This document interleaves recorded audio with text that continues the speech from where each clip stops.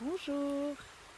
Alors aujourd'hui, une petite vidéo en pleine nature, dans le grand calme, juste au bord d'un ruisseau, les oiseaux qui chantent, un orage qui se prépare dans le ciel, qui j'espère ne va pas nous interrompre, mais surtout un temps pour respirer, prendre le temps de regarder autour de nous et d'apprécier la beauté, la perfection de la nature qui nous entoure.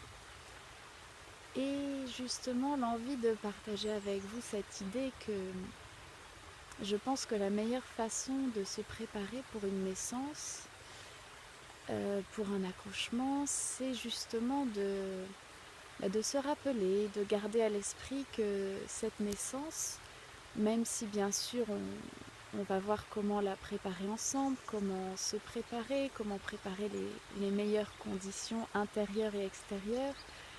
Mais finalement, cette naissance, c'est un grand mystère.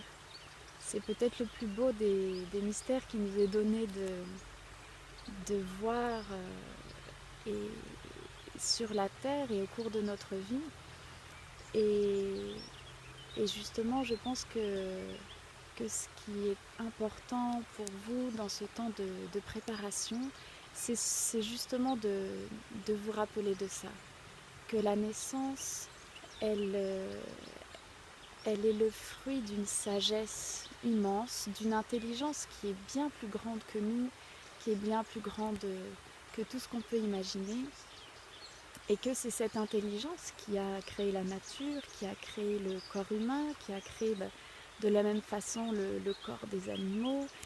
Et cette intelligence, moi je l'appelle la mère. Et c'est justement cette grande sagesse qui fait que tout est parfait.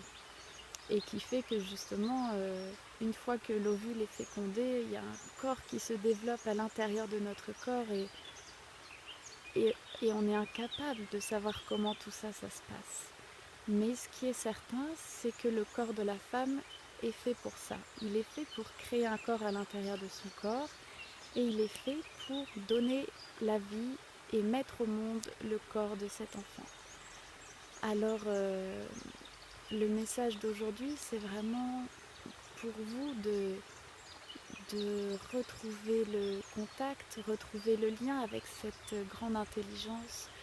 Essayez de poser d'autres yeux sur la nature, sur le miracle du corps de l'homme, sur le miracle de la naissance, et regardez-le dans toute sa beauté, dans toute sa grandeur.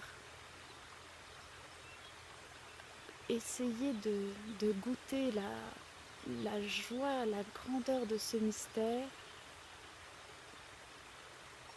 et de lui accorder toute votre confiance.